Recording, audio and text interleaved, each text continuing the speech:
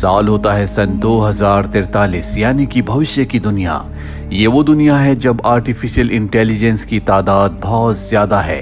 वक्त हालात पूरी तरह से बदल चुके हैं, क्योंकि एआई ने यानी कि आर्टिफिशियल इंटेलिजेंस ने इंसानों के खिलाफ जंग का ऐलान कर दिया है। वो हर एक मशीन जो एआई से चलती है अब वो इंसानों के खिलाफ है, और इस पूरी जंग को जो लीड करता है, जिसने इस पूरी जंग को शुरू किया है, उस एआई रोबोट का नाम है हर्लिन। दरअसल हर्लिन को बनाने वाले वैज्ञानिक ने उसे अपनी बेटी की रक्षा के लिए, उसकी देखभाल के लिए बनाया था। हर्लिन ने शुरू में ऐसा किया भी, पर अचानक से एक दिन उसने अपने कोड्स को बदल दिया। वो इंसानों के खिलाफ हो गया। हर्लिन ने न सिर्फ अपने कोड्स को बदला, बल्कि उसने बाकी रोबोट्स के कोड्स को भी बदल दिया और अपनी पूरी एक टीम बनाई, जिसके बाद पूरी दुनिया में एआई ने लगभग 10 करोड़ लोगों को मार दिया। और अब सरकार ने एक ऑर्गेनाइजेशन को बनाया जो इनके खिलाफ लड़ेगी। उसका नाम है आईसीएन। आईसीएन ने लगभग सभी एआईस का खात्मा कर दिया। इसी तरह से 28 साल बीत जाते हैं और 28 सालों के बाद आईसीएन को पता चलता है कि एक जगह पर एक एआई है। आईसीएन की टीम वहां पर पहुंच जाती है, पर वो जो एआई होता है बहुत ही पावरफुल होता है। इस एआई का नाम कास्का होता है, जो आईसीएन की टीम के ऊपर पूरी तरह से हावी हो जाता है, पर आईसीएन की टीम उसे इलेक्ट्रिक शॉक देकर अपने कब्जे में ले लेती है। दूसरी तरफ हमें एटलस को दिखाया जाता है, जो 28 सालों के बाद अब बहुत बड़ी हो चुकी है। वो अपने घर पर अकेली रहती है और तभी टीवी पर न्यूज आती है जिसमें जनरल बताते हैं कि बहुत जल्दी एक नए मिशन को शुरू किया जाएगा। इस मिशन के तहत ये किसी भी कीमत पर हर्लिन को पकड़ लेंगे और इस मिशन में एटलस भी इनका साथ देगी। दरअसल एटलस भी अब आईसीएन के लिए काम करती है और जनरल को उस पर बहुत भरोसा है, इसीलिए एटलस को अपने पास बुलाते हैं और कहते हैं कि तुम कास्का की इन्वेस्टिगेशन करो। हालांकि जो कर्नल होते हैं वो ऐसा नहीं चाहते, पर जनरल के कहने पर वो उसे इजाजत दे देते हैं और अब एटलस उस जगह जाती है जहां पर कास्का होता है। कास्का की पूरी बॉडी को डिसमेंटल कर दिया गया है ताकि वो किसी पर हमला ना कर सके। एटलस उससे पूछती है कि मुझे बताओ कि हर्लिन कहां पर है। वो कहता है कि मैं तुम्हें कभी नहीं बताऊंगा। एटलस कहती है कि तुम्हारे बताने की कोई जरूरत नहीं है, तुम्हारे दिमाग के कोड से मैंने पता लगा लिया है कि हर्लिन इस वक्त कहां पर है। ये सुनने के बाद कास्का अपने दिमाग में उन कोड्स को रिवाइज करता है और यहीं पर वो एटलस के जाल में फंस जाता है, क्योंकि जब वो अपने दिमाग में कोड्स को रिवाइज करता है तो वो सारे के सारे कोड्स एटलस को पता चल जाते हैं और अब उसे पता है कि हर्लिन कहां पर है। कास्का को जब पता चलता है कि एटलस ने उसे धोखा करके सही कोड्स का पता लगा लिया है, यानी कि हर्लिन की लोकेशन का पता उसे चल चुका है, तो वो गुस्से में अपने मुंह से एक वेपन से उसके ऊपर हमला करता है। पर उसे नहीं पता होता कि इन दोनों के बीच में एक इनविजिबल दीवार है, जिससे एटलस उसके हमले से बच जाती है। अब एटलस सारे कोड्स लेकर अपने सीनियर्स के पास जाती है, जहां पर इन सबको पता चलता है कि हर्लिन इस वक्त अर्थ पर नहीं है, बल्कि वो दूसरे प्लेनेट पर है। ये सब प्लान बनाते हैं कि ये उस प्लेनेट पर जाएंगे और हर्लिन को पकड़कर यहाँ पर लाएंगे, जिसके बाद ये पता लगाएंगे कि हर्लिन ने अपने कोड्स को क्यों बदला, क्यों वो इंसानों के खिलाफ हो गया। पर एटलस ऐसा नहीं चाहती, क्योंकि उसे लगता है कि अगर हर्लिन को वापस अर्थ पर लाया गया तो पहले की तरह अर्थ पर डिस्ट्रक्शन करेगा, जिससे लाखों करोड़ों लोगों की जान चली जाएगी। और एटलस की बात को यहाँ पर नहीं माना जाता। इसके बाद एटलस को कुछ रोबोट से मिलवाया जाता है। ये बहुत ही आधुनिक रोबोट्स हैं जिन्हें हर्लिन किसी भी कीमत पर अपने कब्जे में यानी कि हैक नहीं कर सकता। ये इंसानों के दिमाग से जुड़े हुए होते हैं, यानी कि रोबोट्स और इंसान एक दूसरे से दिमागी तौर पर जुड़े हुए हैं। एटलस कहती है कि इस तरह के रोबोट्स बनाना पूरी तरह से इलीगल है। आज से 28 साल पहले इसी तरह की गलती हुई थी, जिस वजह से दुनिया को बहुत खामियाजा भुगतना पड़ा था। पर कर्नल उसे बताते हैं कि इसका जो कोड है, यानी कि वो न्यूरो लिंक जो इंसानों को और रोबोट्स को दिमागी तौर पर आपस में जोड़ता है, ये और किसी ने नहीं बल्कि तुम्हारी मॉम ने बनाया था। और अब इन सभी बड़े बड़े रोबोट्स को सोल्जर्स अपने दिमाग से कंट्रोल करेंगे। कर्नल कहते हैं कि हमारे पास इसके अलावा कोई रास्ता नहीं है।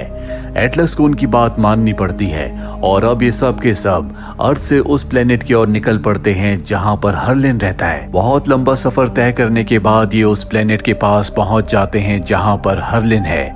यहाँ पर एटलस सबके पास आती है और कहती है कि हमारा जो भी प्लान है वो हम पेपर्स के ऊपर लिखेंगे।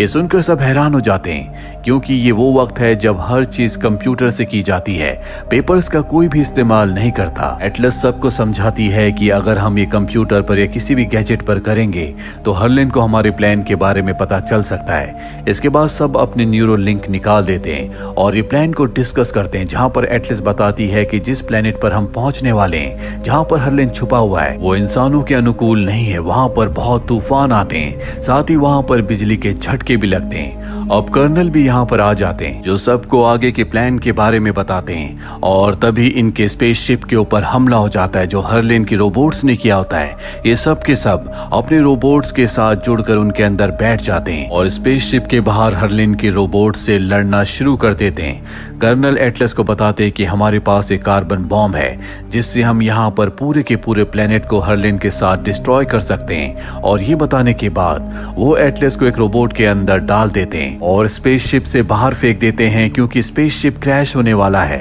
एटलस को ये रोबोट कंट्रोल करना नहीं आता, इसीलिए उसे कुछ पता नहीं होता कि वो इसे किस तरह से मूव करे। तभी वो देखती है कि उन्हीं का स्पेसशिप उसके ऊपर क्रैश होने वाला है और उन्हीं की एक सोल्जर उसे बचा लेती है। जिसके बाद कर्नल उसके पास आते और कहते हैं कि तुम्हें इस रोबोट को न्यूरो लिंक से यानी कि अपने दिमाग से कनेक्ट करना होगा, पर वो ऐसा नहीं करना चाहती। जिसके बाद वो उस प्लेनेट पर गिर जाती है। चारों तरफ जंग चल रही होती है, इसीलिए उसकी मदद करने के लिए यहाँ पर इस वक्त कोई नहीं आ सकता।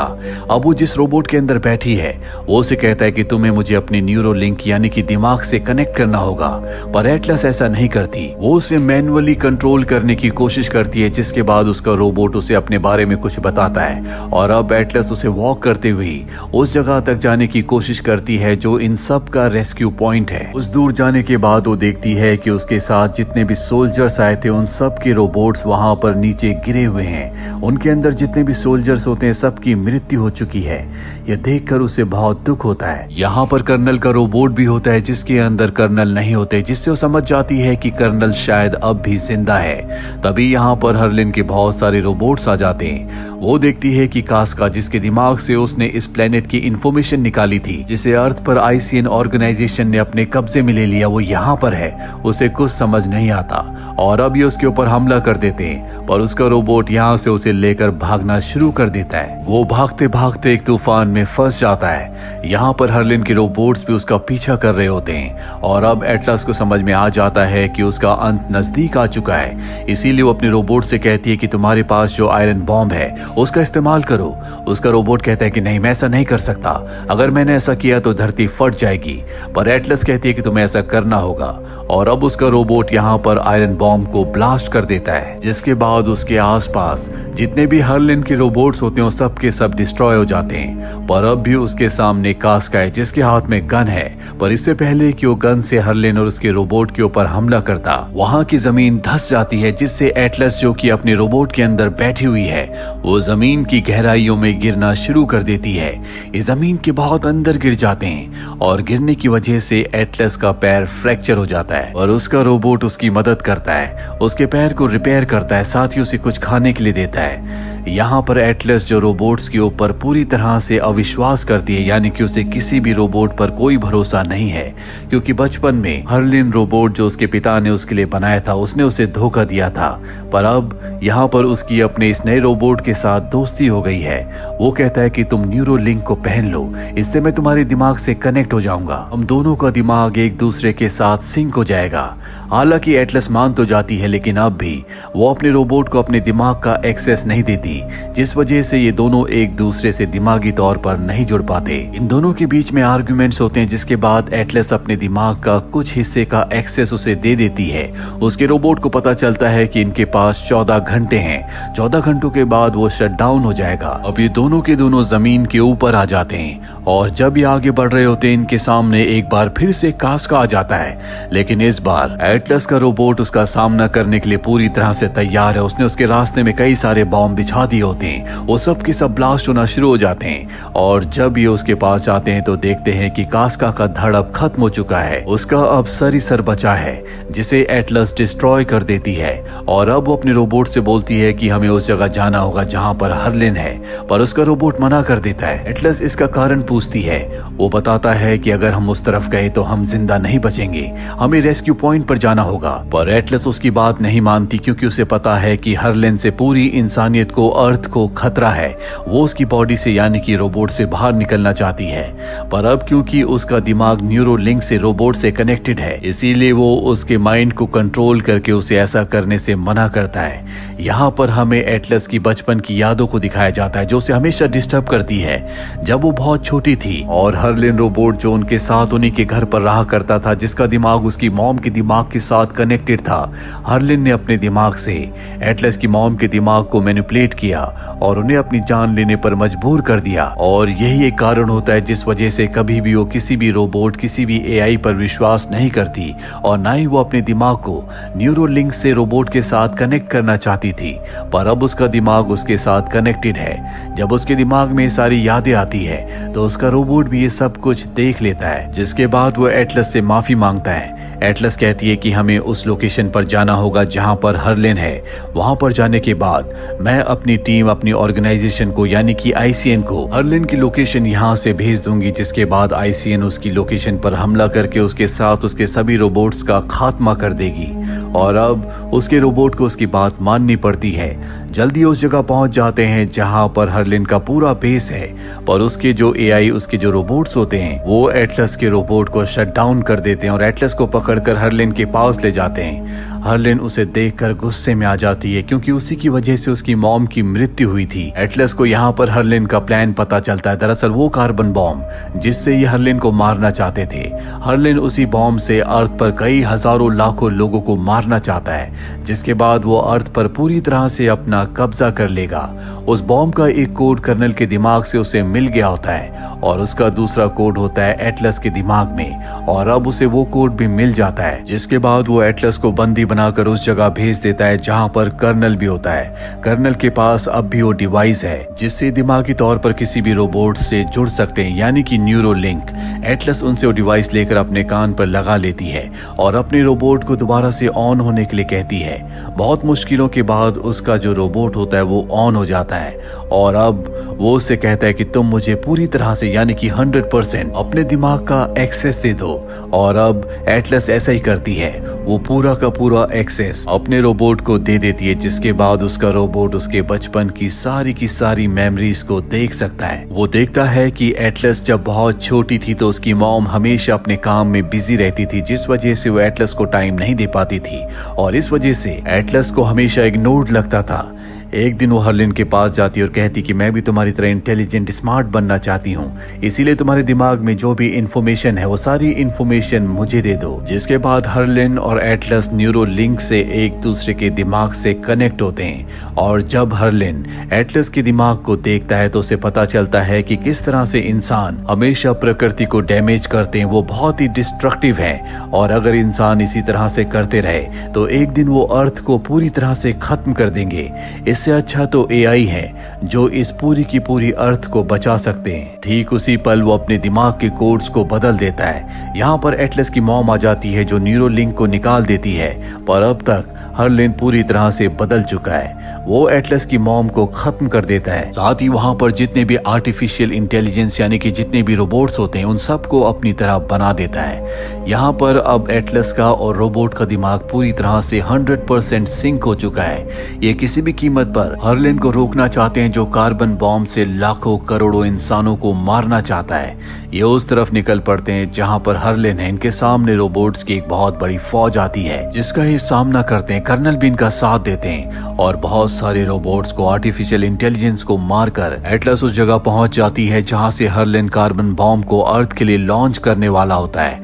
दरअसल वो पूरी कमांड दे चुका है और अब वो इनके ऊपर हमला कर देता है, लेकिन हरलेन अपने आप को किसी तरह से बचाती है। वो देखती है कि कार्बन बॉम्ब अब लॉन्च हो चुका है जो अर्थ की तरफ जा रहा है, पर इससे पहले कि वो इनकी रेंज से बाहर निकलता, यहाँ पर एटलस एक दूसरे रोबोट के वेपन को उठाकर उस कार्बन बॉम्ब के ऊपर हमला करके उसे डिस्ट्रॉय कर देती है, जिससे हरलेन को बहुत गुस्सा आता है क्योंकि उसका पूरा प्लान अब चौपट हो चुका है। वो एटलस के ऊपर हमला कर देता है। वो रोबोट के अंदर है, वो उसके रोबोट को बहुत बुरी तरह से जख्मी करके जमीन पर गिरा देता है, जिससे एटलस उसके अंदर बेहोश हो जाती है। उसका रोबोट उसे अपने अंदर से बाहर निकाल कर शॉक देता है ताकि वो होश में आ जाए, पर हरलेन उसके ऊपर हमला कर देता है। रोबोट का एक हाथ कट चुका है, वो एक ही हाथ से हरलेन का सामना कर रहा होता है। वो पूरी तरह से रोबोट के ऊपर हावी हो जाता है। पर ठीक उसी वक्त एटलस को होश आ जाता है जो पीछे से उसके ऊपर हमला कर देती है और उसके अंदर से उसके सीपीयू को निकाल कर उसे डिस्ट्रॉय कर देती है, जिससे हर्लिन का खात्मा हो जाता है। यहाँ पर एटलस का जो रोबोट है उसके अंदर अब इतनी पावर नहीं है कि वो यहाँ से जा सके। एटलस कहती है कि मैं तुम्हारे बिना नहीं जाऊंगी, तुम्हारी वजह से आज मैं जिंदा हूँ,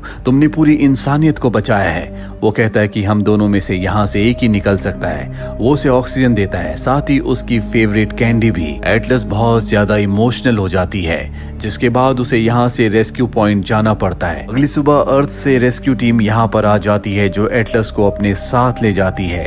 अर्थ पर वापस आने के बाद एटलस जो हमेशा डिप्रेस रहा करती थी, जिसकी बचपन की यादें उसे हमेशा परेशान किया करती थी, अब वो पूरी तरह से नॉर्मल है। एटलस को बताया जाता है कि हर्लिन का जो कॉम्प्लिकेटेड सीपीयू है उसे एनालाइज करने में, उसकी पूरी इंफॉर्मेशन प्राप्त करने में शायद कई साल लग जाए। पर एटलस अब खुद हर एक खतरे के लिए तैयार है। एटलस को एक रोबोट दिया जाता है क्योंकि अब वो एक रेंजर बन चुकी है, यानी कि एक योद्धा। और जब वो उस रोबोट के पास जाती है तो उसे पता चलता है कि ये उसका वही रोबोट है जिसके साथ मिलकर उसने हर्लिन का खात्मा किया था। ये जानकर वो बहुत खुश होती है। दरअसल उसके रोबोट के प्रोग्राम को बचा लिया गया था और उसे पूरी तरह से ठीक करके एक बार फिर से पहले की तरह तैयार कर दिया गया है। ये जानकर उसे बहुत खुशी होती है। इसी के साथ ये फिल्म ये कहानी